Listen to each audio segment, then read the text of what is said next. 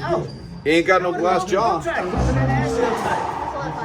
of fun. A lot of fun. Their showboat guy, like where somebody can like does more audience interaction, is from Hampton. Oh, is it? Yeah. So it's pretty cool. Yeah, somebody good enough to Hampton to play with. Damn. So it was a lot of fun. My inner kid is happy that it's now been a like bucket list. I used to run baseball, but I haven't watched much of it for 10 years. Oh no, that wouldn't. Who's in? Who's out? Who's in? Who's out? Close. You're in, right? Yeah, you're in. I know, man. I'm talking about who else. I should. Who's he gonna do this? It's up to you guys, man. The kid's coming. You or not? I don't know. How long's it gonna take? Well, Kevin and Kevin's in. Hector and I are the only ones right now, except for Kid, that have the waiting. Kid's still in the room. Huh? Yeah, he's still in the room. It's good. That's my problem. What do you got? Y'all flip a coin. I think Kevin's in there, so Oh, that's you know, right. go ahead. I'll take a little CS. Yeah, you sure? Yeah, I'm sure. I don't think he said that. Yeah, right. Just this Just this I thought it was that.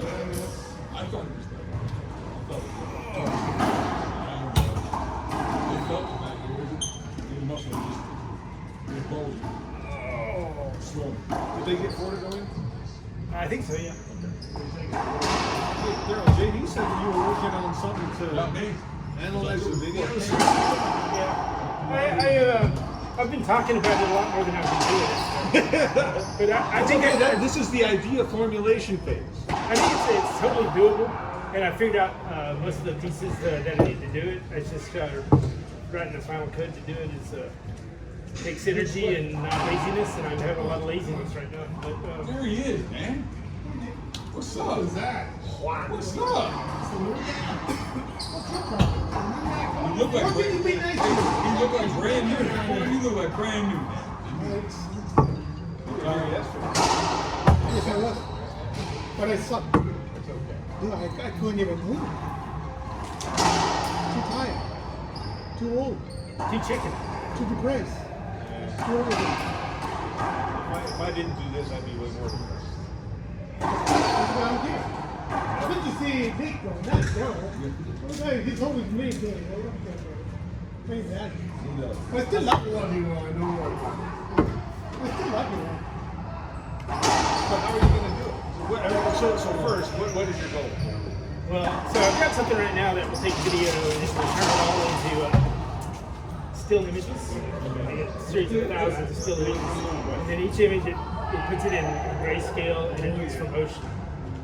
And this is the part that still needs a little work, but I figure out what motion I can cut it so that will identify which thing is the ball. And then I will assign string coordinates to the ball. And also judge the apparent size of the ball to determine how far it is in the Z direction. And then I can give it XYZ coordinates for the ball in every frame. And then I can derive a speed, derive a height that hit the ball, derive a height that the player hit it maybe. And this is all vaporware right now, but it's pretty doable, you know? So now that, I mean, There's going to be a lot of complications, like the ball's going to leave the frame, occasionally it's going to be behind a player, stuff like that, so we'll have to lose it and then go into reacquire mode where it finds the ball. Once it has it, it should know to look at that same general area again the next frame. right. So it should be easier. But I think it should work. I just, right now, I've got more ideas than actual code at the moment, but I do have code that will take video and split it into frames and put it in grayscale for me. That's about as far as I can go. The rest is just. Do you think you'll use to identify a skip? I don't know for sure. I mean, we're going to have to see how accurate the environment things like that. It's kind of, I haven't really calculated how accurate I expect it to be, but I figured I'm just going to code it and see what it does, and see what I can. Yeah, if you get the tracking thing, as soon as you get the tracking thing, then you can work on those, like that. Yeah. And I also investigate a lot of things like The cameras aren't exactly optically perfect, so there might be some distortion on the edges and things like that. Well, not to mention the fact that I was thinking about this today, JD's been messing around camera location. Yeah, so I figured too, it's going to have to know kind of where the camera is, but the way that's going to tell is by searching for the search short lines. Then it has 3D coordinates of at least 4 points, and it should be there. And you can tell it, this line is at 20 feet from the wall. Okay. Yep. I mean, there still might be a few loose ends in there, but I think you should have about all the data you need to really determine that. Well, I mean, you know, there's some. I mean, those are really good, you know, points of reference. You know, 15. Actually, the first line is 15 feet. The short line is 20 feet. I didn't tell him to do it, but the fact that he did put the video over on that corner one time is probably going to be helpful because it'll give me a totally different reference frame for some test points. So that's the sort of thing that I mean, that's not that far afield from the sort of code that written before. It's just optical analysis instead of camera rays and stuff. But you know, it's sort of the same sort of physical things that I work with. You know. Yeah. So I figure I should have enough experience to know how to do this. I had to look up like the ways that people, if there's anything that exists that people analyze video with, and they suggested this Java CD class. That's what I'm trying to work with. Right. So you're trying to build a predictive. I'm doing something that all this video that JD's recording that I can analyze where the ball is at every frame and give you a speed, things like that. Speed and location. So this is the back of the rack that I've been working on, right?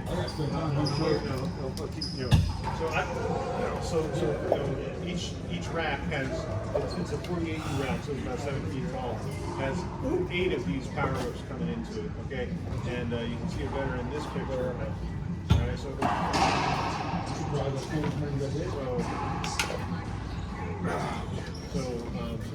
you see the both power whips coming in, or all 8 power whips coming in. What they do is they feed, and you'll see it on the picture. Going down the middle here, and it's behind the cable. They make me run. It's not cable management, it's the cable. Right. So there's over 5,000, wires in this. Now this is just plug and play. Plugs in, takes out. Well, yeah, I'm sure it is. And then down at the bottom, this is your direct liquid cooling. Okay, so two top, that's in for your primary loop, out for your primary loop, and then the secondary loop is at the bottom for, right? And then, and so, so that's back. You see here's, this is cooler racks, just air racks that are next to each. Servicing No. They're just fans in these racks too. Okay.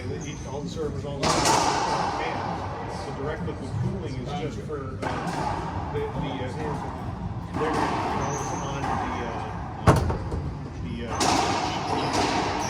here's a row for the racks. Alright, so each one of these racks is between $3 and $4.6 million. 8 in this row, right? You can do that. Alright, but so there's a end of row, network.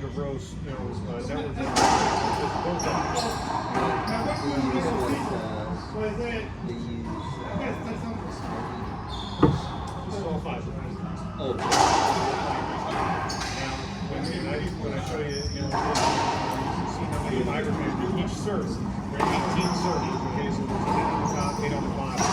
Right? Each of those servers has 6 fiber connections in. Each of those 6 fiber connections is either 4 or 8 gigabits per second. Okay? Now, the 9 blades in the middle, these are all switches. And these switches are just for the internal communication between these 18 servers in this network. Okay, down at the top and the bottom, this is where you're plugging the power goes into. 24 powers from PDE, right? 6 rows of 4. Okay, so 24 PDs on the top, 24 on the bottom. this is the cooling distribution unit here. This is what, you know, Yeah, but this is the secondary cooling around fuel and all that stuff. And then on the top right.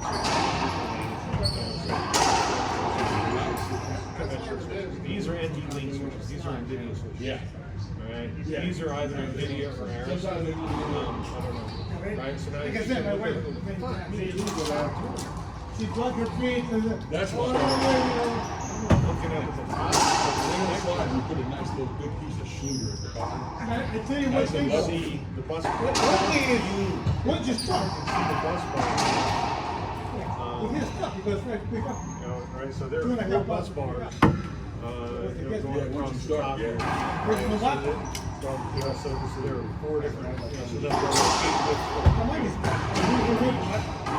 side to side. Each one of these Not that you breakers. I know you do a good job.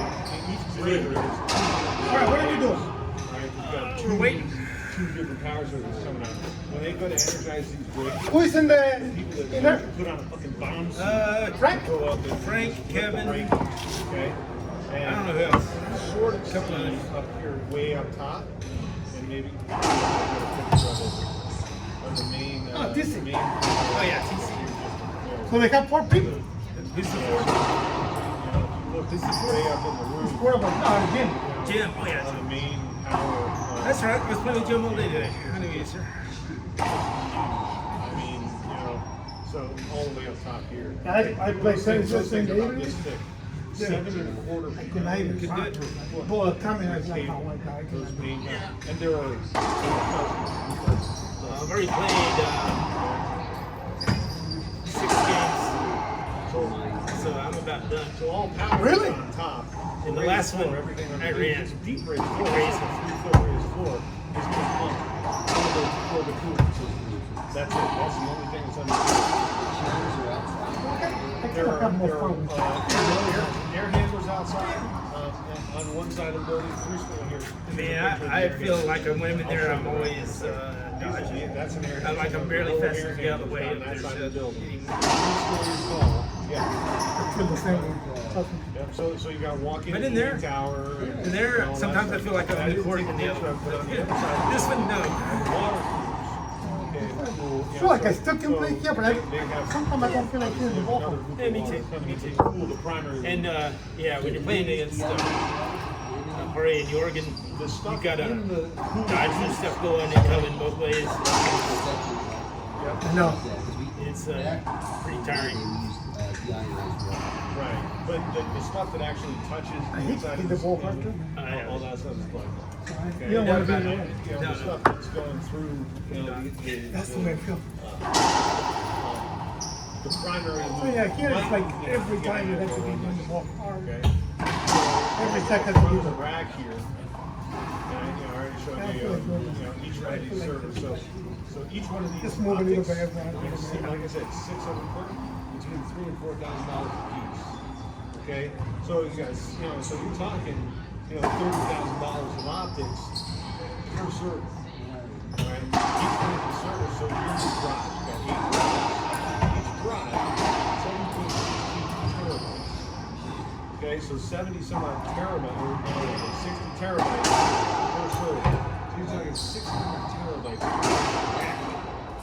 Okay, and in each server, 4 GPUs. Are these flash drives or are they? They're solid state. They're solid state. Okay. But there's 4 GPUs and 2 CPUs in each server. And each of them is 192 gig of RAM per server. Okay, in the GPUs and server. Now, the operating systems, is it? I don't know. This is so the customer that we're working with here is called CoreWeave. Right?